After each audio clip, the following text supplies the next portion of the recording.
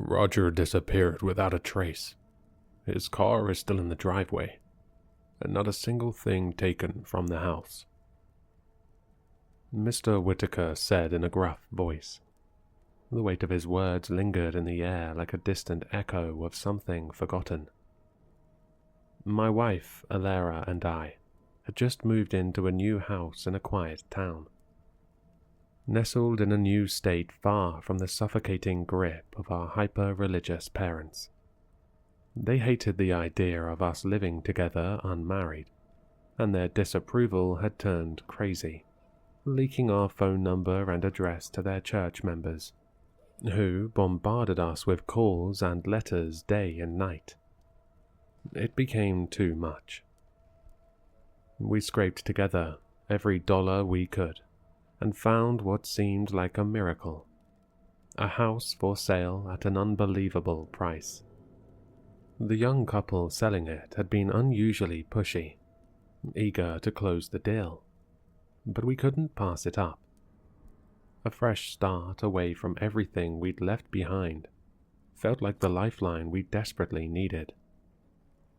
Now, here we are, having dinner with Mr. and Mrs. Whittaker, an older couple who had lived in the neighborhood for decades. They'd invited us over as a gesture of welcome, and we were glad to have someone familiar in this unfamiliar place. He was the owner before the young couple you brought from, Mr. Whittaker continued, swirling his wine. They got it cheap, probably because the bank didn't know what to do with it. Roger was gone, just like that. Funny, though, those kids only lasted about a year before they left too. But I don't judge or pry. He took a long sip of wine, his eyes flicking briefly toward Mrs. Whittaker. Alara reached for my hand under the table, her grip tightening slightly. Did they ever find out what happened to him? She asked, her voice tinged with hesitation. He shook his head slowly. Nah, never. It was as if he just stopped existing one day. The room felt heavier. Mrs. Whittaker, sensing our unease, spoke up with a soft smile, her tone gentle, as though trying to smooth over the cracks Mr. Whittaker had widened. Oh, love, don't let him scare you. Roger was a strange man, always kept to himself. It's a big world out there. He probably just went back to his hometown, or started over somewhere else. Nothing ever happens here. It's a beautiful, quiet town. Their words stayed with us long after we left that evening, even as we thanked them for their hospitality. It was comforting to know someone nearby, but the story lingered in my mind. As the days passed, we settled further into the house, falling deeper in love with its quirks and the freedom it represented. It was the clean slate we had dreamed of. 3 months passed, and life felt easy, refreshing even. But then, one evening, everything changed. We were getting ready for dinner at a little local restaurant we'd affectionately nicknamed Our Spot. I was rifling through the clothes in our bedroom closet, searching for something decent to wear, when I noticed it. A small, faded, pale blue door, no taller than 4 feet, stood behind the hanging jackets as though it had always been there. Its wood was worn and cracked, its paint peeling to reveal darker, older layers beneath. My hands froze mid-motion. Time seemed to stall as I stared at it, my mind grappling with the sheer impossibility of its presence. Alara? I called louder than I intended. "Baby, come here." She appeared moments later, wrapping her arms around me from behind in a playful hug. "What is it?" Her words trailed off as she followed my gaze to the door. "What the hell?" she whispered, stepping closer. We stood there in silence, staring at it.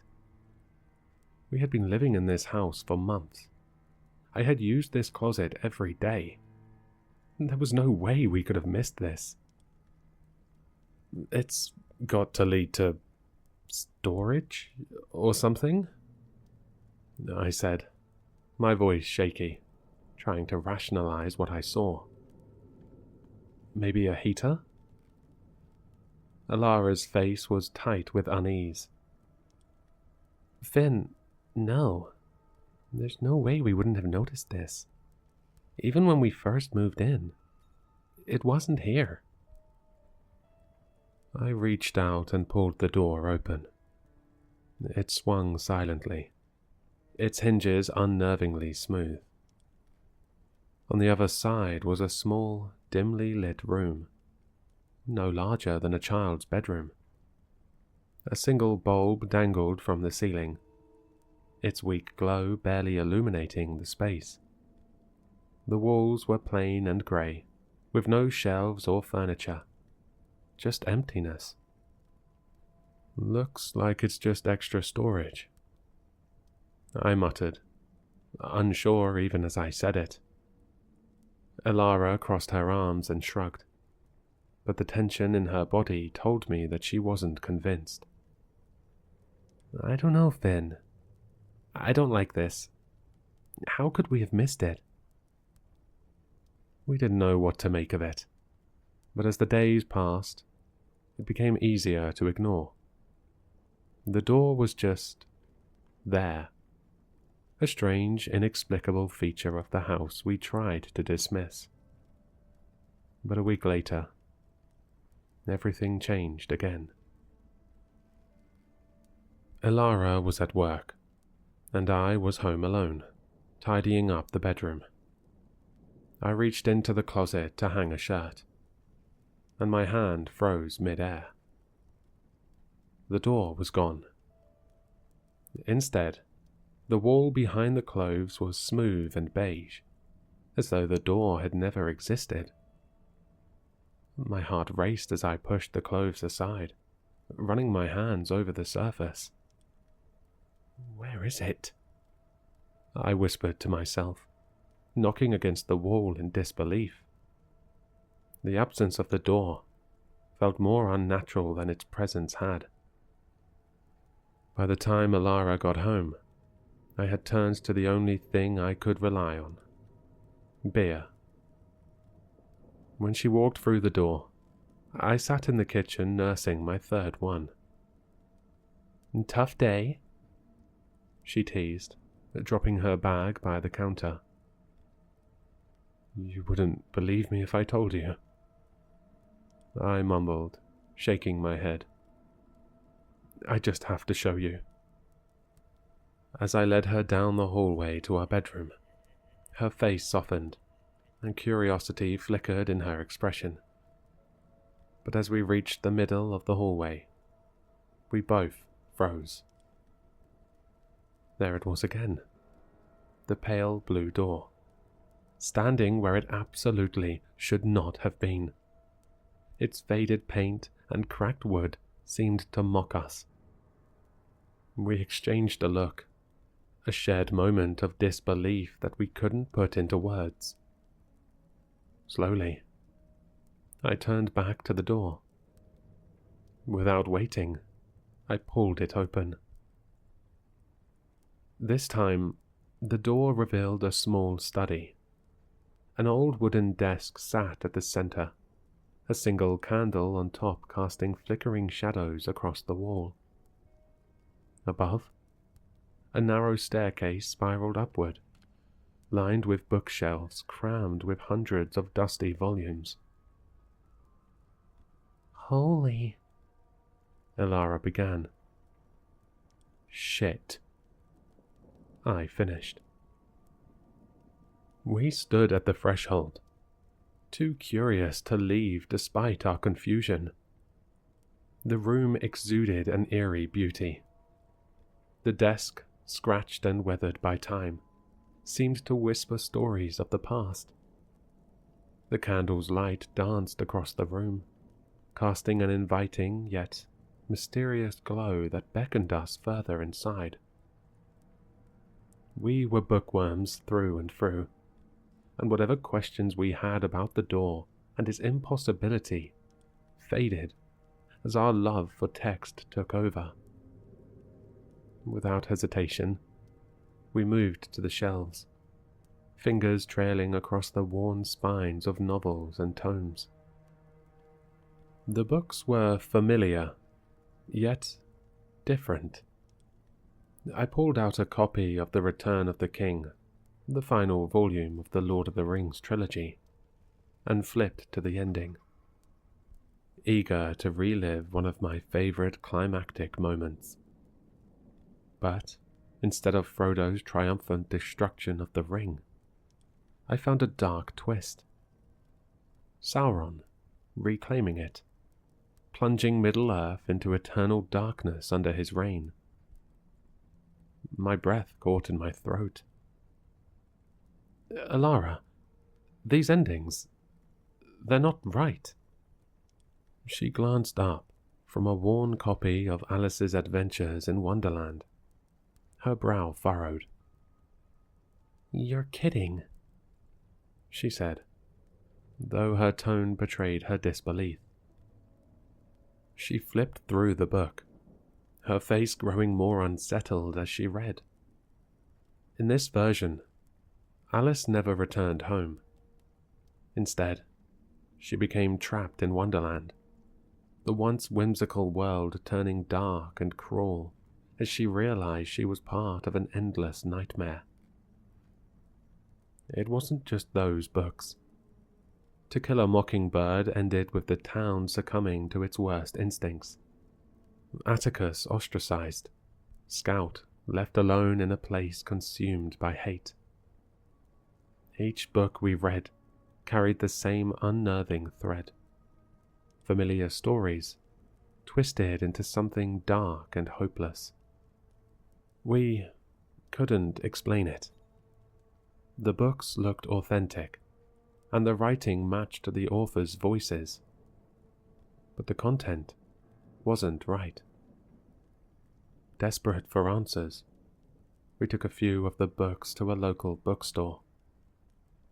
The owner was intrigued, but skeptical, her raised brow suggesting she thought we were playing some kind of prank. It didn't matter. This was the late 80s, and there was no internet to search for answers. As days turned into weeks, the pale blue door became part of our lives. We'd visit the study often, reading the altered books late into the night, our conversations circling back to our differences. The strangeness of it all became our new normal, until, one day, the house offered something new. While rummaging through the shelves in the study, I discovered a hidden panel behind the desk. Inside was an old withered book with no title or author. Its leather cover was cracked and faded. The book smelled of mildew and age, and as I opened it, I found a collection of dark, grim fairy tales I had never heard of. One story stood out, its words lingering in my mind like a faint echo. That night, as we lay in bed, I read it to Alara. In a realm where reality's edges softly fray, a hidden sanctum yielded by twilight exists. Here, the waters, clear as mirrors, do not reflect the heavens, but a void teeming with whispering stars. Light and darkness perform a delicate ballet of shadows and luminescence. revealing and obscuring truths.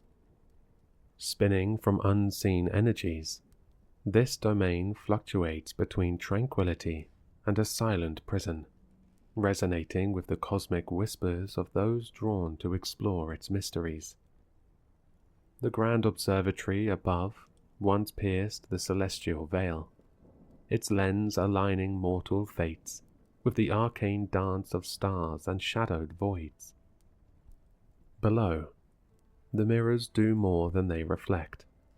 They capture the very essence of those who dare gaze into them, holding echoes of souls adrift in time and space. As the sanctuary breathes with the quiet sighs of ancient walls, it watches with an unblinking, omniscient gaze, hidden in the empty spaces. A ravenous entity feeds on the hushed fears and secret desires of those ensnared by its ancient allure. Alara stared at me with wide eyes as I jotted the words down on a scrap of paper. "What do you think it means?" she whispered.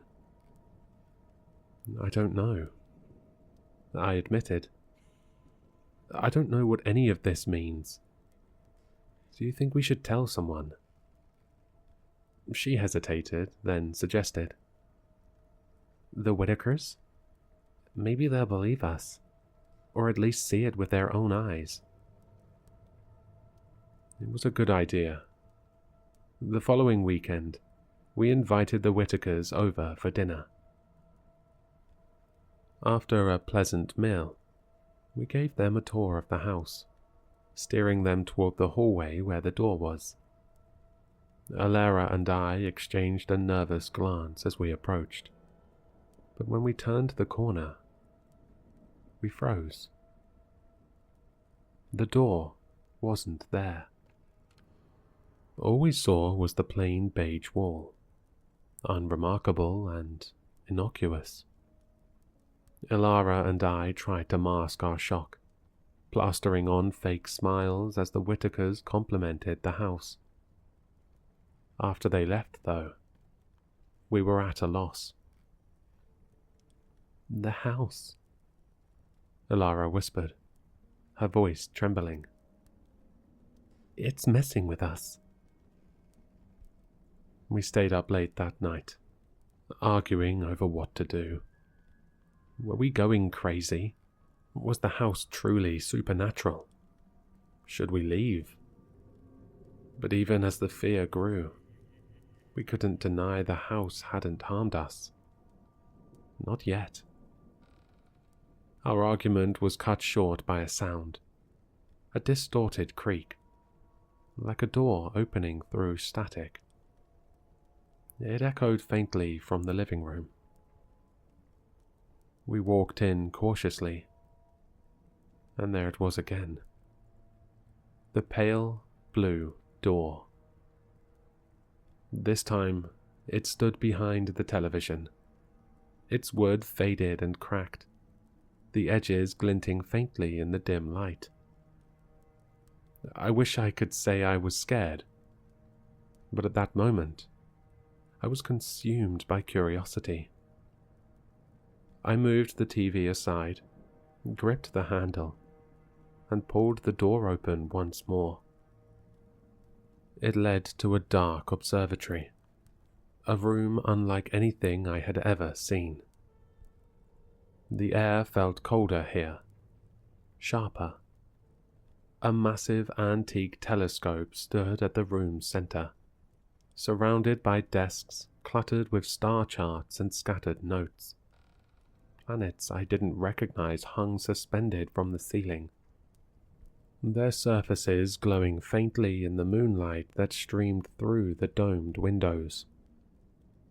"Whoa," Alara murmured, her voice tinged with awe. We explored the room in silence, our unease momentarily replaced by wonder.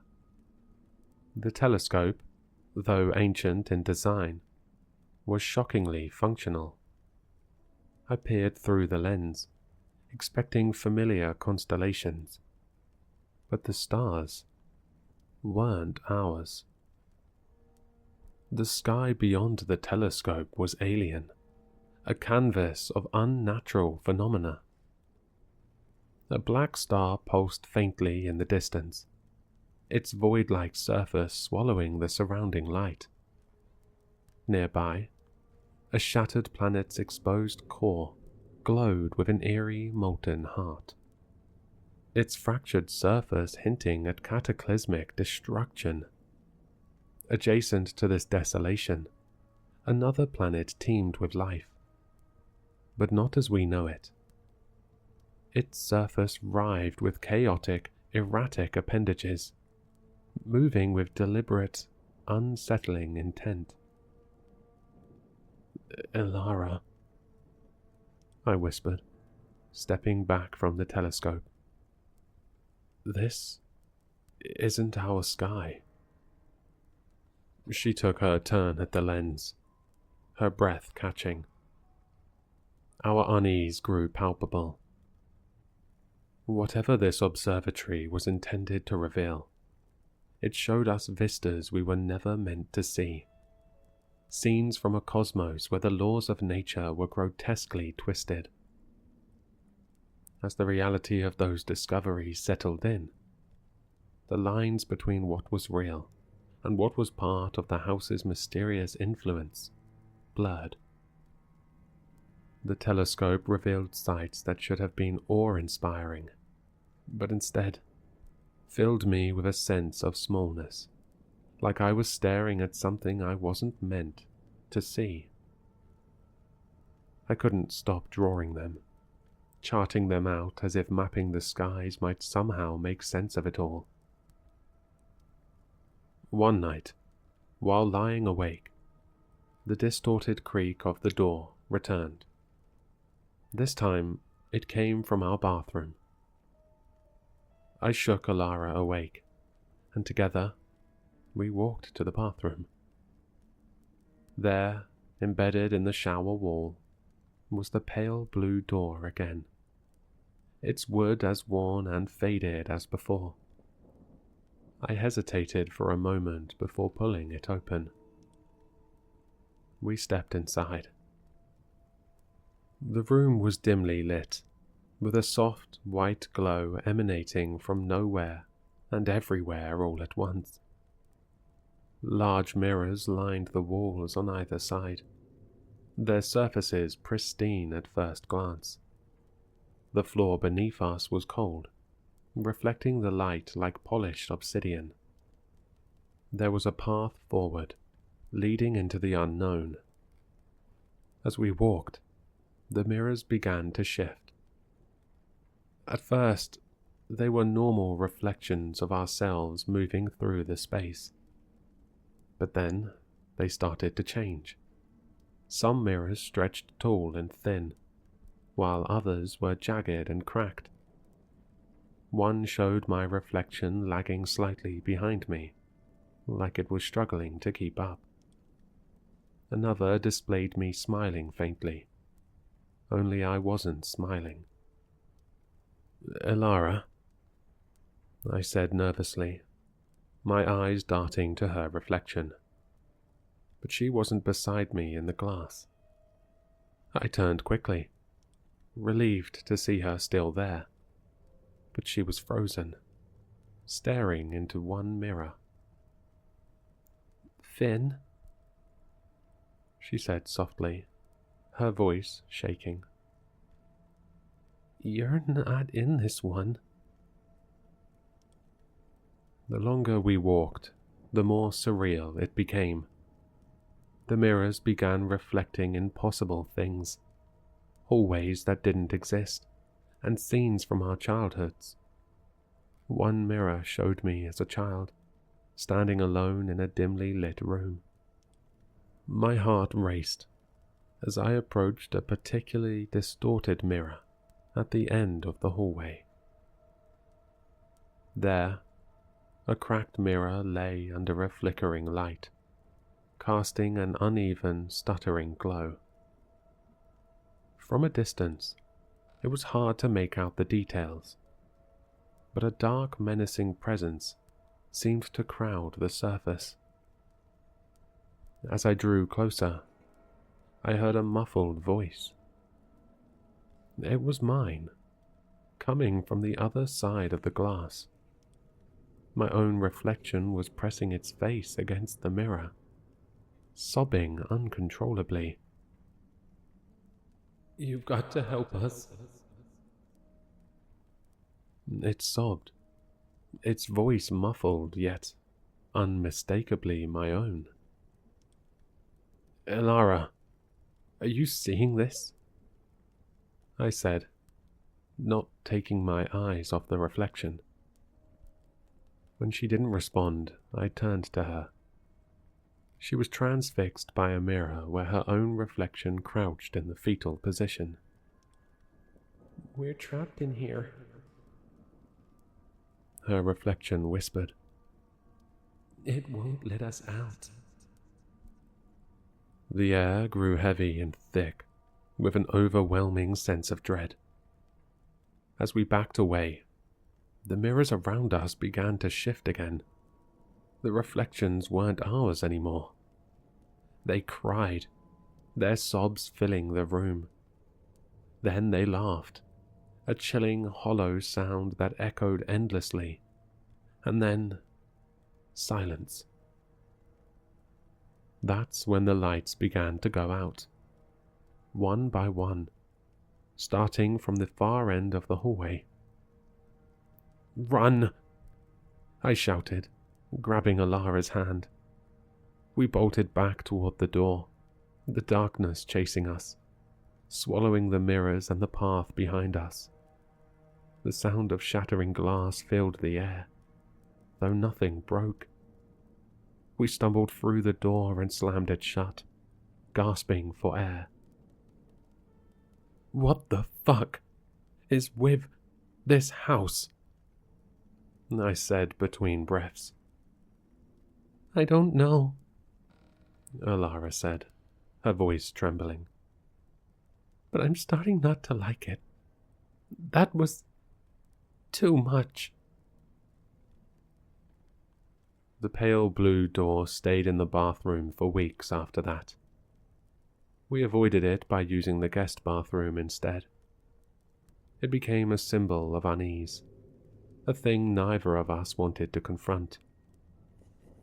The house felt different now, less like a curiosity and more like a trap.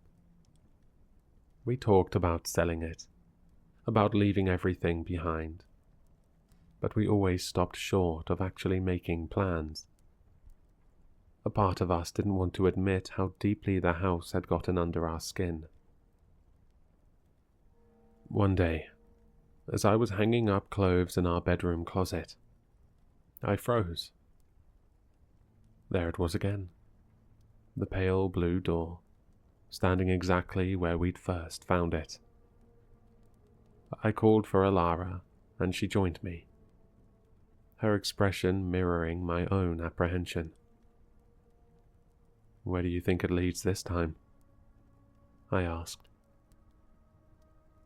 "Are you serious?" she replied. "It could be anything. A twisted garden, another world, maybe a theater showing some warped version of movies we love. Who knows?" "Should we open it?" I asked, my voice barely a whisper. Elara bit her lip, her curiosity warring with her fear. I could see it in her eyes. She wanted to know as much as I did. "Maybe just a peek," she said, finally. I nodded and pulled the door open. It swung silently, as it always did. The room beyond was eerily reminiscent of the first room we had found. But this time, there was no ceiling, no walls. The single light bulb lay on the ground, casting a faint, lonely glow. The floor beneath us was like glass, perfectly smooth and reflective. As I stepped inside, the sound of my footsteps broke the silence. It was like stepping on a shallow puddle, though no water clung to my shoes. Ilara followed me, and together we walked into the void.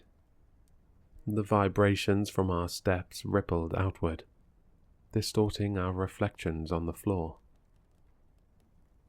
We walked for what felt like hours, the light from the bulb growing fainter with each step. Our curiosity outweighed our fear, and we decided to return the next day better prepared. We planned to tie a rope to an anchor in the closet and bring a flashlight to see how far we could go. The next day, we hooked up the rope and ventured further into the abyss, holding each other's hands. The flashlight wasn't much use, but it gave us a small sense of security as we continued deeper. Every now and then, we looked back to see the dwindling light from the door, a tiny beacon in the vast darkness. The sound of our steps on the wet-sounding floor filled the void. I shook my head, trying to catch my breath. But before I could respond to Ilara's inquiry about the size of this place, I turned back toward the door. My heart stopped.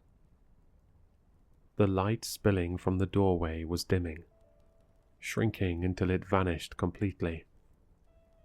The sound of the door closing echoed like a gunshot in the silent expanse, leaving my ears ringing. I froze, paralyzed by fear. Then, without warning, the bulb shattered. Glass sprayed across the floor, plunging us into complete darkness. My flashlight flickered once before dying, leaving only the sound of our ragged breathing to fill the void. Then, behind us, came a sound. It moved slowly, wetly, like something dragging itself through thick, viscous mud. The squelch of movement sent a chill up my spine, and just as the noise ceased, a deafening splash echoed, as though something massive had dropped into the water. "Ilara, run!" I screamed, grabbing her hand. The air behind us grew warmer and more stifling, a sign that something was rapidly closing the distance.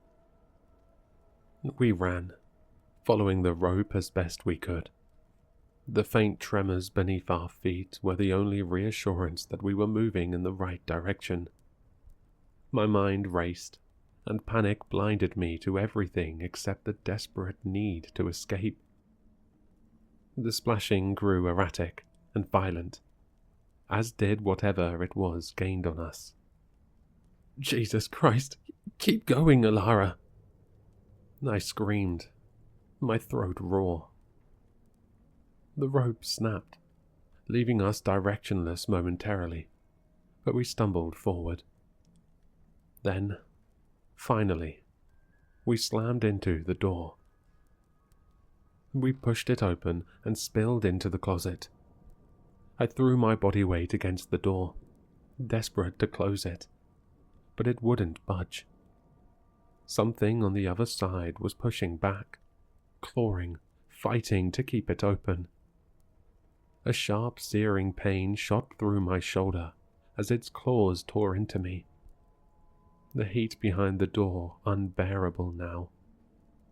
Blood ran down my arm, soaking my shirt. "Go back to hell, you fucker!" Ilara screamed, throwing herself against the door to help me. It became a brutal struggle, each side pushing in a horrific tug-of-war for control. The thing clawed at me again, deeper this time, and I screamed, a mix of pain, fear, and raw desperation. Its guttural, animalistic wails echoed through the door. And then, suddenly, the resistance stopped. The door slammed shut with a force that shook the closet. We collapsed onto the floor, gasping for air. The silence was deafening for a moment, then broke by a loud bang against the other side of the door. Whatever it was still there, throwing itself against the wood, trying to break through. Each impact made the walls tremble. "Alara, let's go," I said, clutching my bleeding shoulder. She helped me to my feet, and we exited the house. That was the last night we ever spent there. We tried everything. We reported a break-in to the police, but when they inspected the house, the door was gone. There was no evidence, no explanation. Frustrated and fearful, we stayed with the Whitakers for a few nights, then in cheap motels, and sometimes even in our car. The thought of burning the house crossed our minds more than once, but something stopped us. Maybe fear or guilt. The door became more capricious as the days passed, appearing in unexpected places with growing urgency. It showed up under the bed, on the ceiling, behind mirrors. Initially quiet with faint knocking that escalated into loud, desperate banging. The encounters became too frequent, too terrifying to ignore. Eventually, we put the house up for sale. We were young and broke, and the house was all we had. It became harder to justify the truth, even to ourselves. We told the realtor we were relocating and that it was too much of a house for us. And when the offer came, a young couple with a little girl no older than 6, we accepted. As we emptied the house, the door appeared less and less. The banging and the faint knocking all stopped as we packed. But even as we drove away, I couldn't shake the feeling that it was watching us go. That was years ago. Alara doesn't talk about it anymore, but it never left me. I've carried the weight of what we did and left behind. A few months ago, I looked up the address on Google Earth. The house is still standing. In the Street View image, there's a family unloading boxes. A man and woman, smiling, with 2 kids playing in the yard. If you ever stumble upon a door that seems out of place, a door that leads to the realms beyond the grasp of your understanding, to dimensions that twist and shatter reality, don't open it. Some doors are not meant to be opened.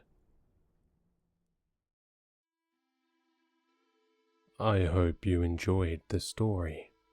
For more content, please like, subscribe, and leave a comment.